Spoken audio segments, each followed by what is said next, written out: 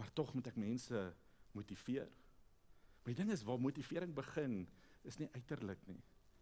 Want wat ek beheer het van, is wat hier binne aangaan.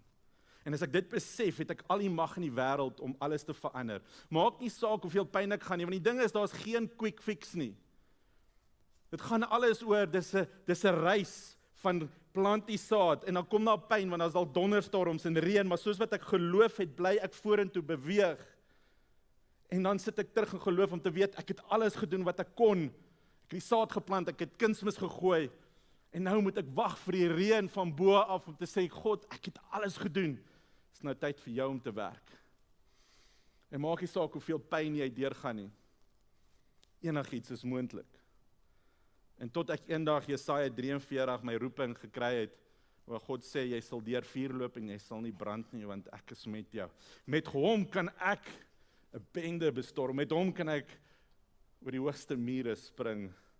En wanneer jy daai geloof in jou het, staan niks in jou pad nie, want jy weet wie jy is. Jy staan op en jy glo en jy beweeg, want jy weet wie jy is.